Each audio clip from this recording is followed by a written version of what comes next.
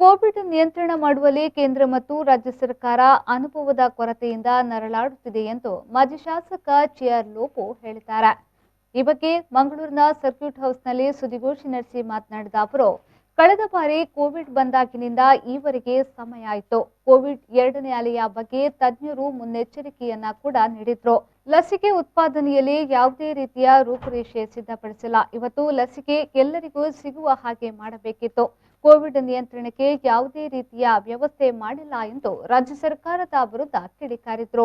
ಲಸಿಕೆಯ ಉತ್ಪಾದನೆಯಲ್ಲಿ ಯಾವುದೇ ರೀತಿಯ ಪಾಲಿಸಿಯನ್ನು ಮತ್ತು ಪ್ಲಾನ್ ಅನ್ನು ಸರ್ಕಾರ ಮಾಡಿ, ಯಾರು ಹೊರಗಿನ ದೇಶದಿಂದ ಬಂದು ಅಥವಾ ನಮ್ಮ ದೇಶದವರು ಅದು ಲಸಿಕೆಗೆ ಪ್ರೊಡ್ಯೂಸ್ ಮಾಡಲಿಕ್ಕೆ ಪ್ರಯತ್ನ ಮಾಡುವಾಗ ಅವರಿಗೆ ಸಂಪೂರ್ಣವಾದ ಬೆಂಬಲವನ್ನು ಕೊಡುವಂಥದ್ದು ಜವಾಬ್ದಾರಿ ಸರ್ಕಾರದಾಗಿತ್ತು, ಮಾಡಿತ್ತು.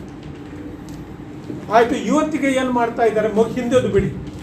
ಇವತ್ತಿನ ಪರಿಸ್ಥಿತಿ, ಇವತ್ತು ಅವರು ಸಾರ್ವಜನಿಕವಾಗಿ ಇದ್ದ ತನ್ನ ಎಲ್ಲ ರಿಸೋರ್ಸಸ್ಗಳನ್ನು, ಇದೊಂದು ವಾರ್ ಟೈಮ್, ಈಗ ಎಲ್ಲ ರಿಸೋರ್ಸಸ್ಗಳನ್ನು ಹಾಕಿಬಿಟ್ಟು ಲಸಿಕೆಯನ್ನು ಎಲ್ಲರಿಗೆ ಕೊಡುವಂತೆ ಅದನ್ನು ಆಮದು ಮಾಡಿಯ ಅಥವಾ ಇಲ್ಲಿ ಉತ್ಪಾದನೆ ಮಾಡುವ ರೀತಿಯಲ್ಲಿ ಕೊಡಿಸುವಂಥ ರೀತಿಯನ್ನು ಮಾಡಬೇಕು. ಖಾಸಗಿ ಆಸ್ಪತ್ರೆ ಆಗಲಿ ಸರ್ಕಾರಿ ಆಸ್ಪತ್ರೆ ಆಗಲಿ ಮುಫತ್ತಾಗಿ ಜನರಿಗೆ ಸಂಪೂರ್ಣವಾಗಿ ಓಪನ್ ಮಾರ್ಕೆಟ್ನಲ್ಲಿ ಸಿಗುವ ಹಾಗೆ ಮಾಡಬೇಕು.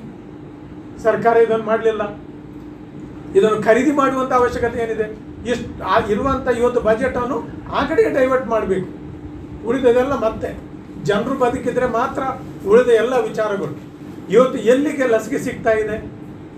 ಖಾಸಗಿ ಆಸ್ಪತ್ರೆಗಳಲ್ಲಿ ಸಿಗೋಲ್ಲ.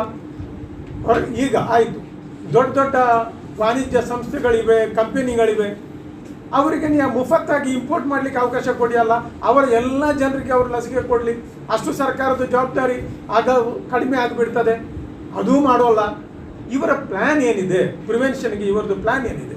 ಬರೀ ಲಾಕ್ಡೌನ್ ಮಾಡಿದಾಗ ಮಾಜಿ ಸಚಿವರು ಹೇಳಿದ ಪ್ರಕಾರ ಬರೀ ಲಾಕ್ಡೌನ್ ಮಾಡಿದರೆ ಈ ಸಮಸ್ಯೆ ಬಗೆಹರಿಯುವುದಿಲ್ಲ. ಈ ಸಂದರ್ಭದಲ್ಲಿ ಮಾಜಿ ಸಚಿವ ಅಭಯ್ ಚಂದ್ರ ಜೈನ್, ಕಾಂಗ್ರೆಸ್ ಮುಖಂಡ ಎಸ್ ಸಿ ವಿನಯರಾಜ್, ಶಾಸಕ ಯುಟಿ ಖಾದರ್ ಮತ್ತಿತರರು ಉಪಸ್ಥಿತರಿದ್ದರು.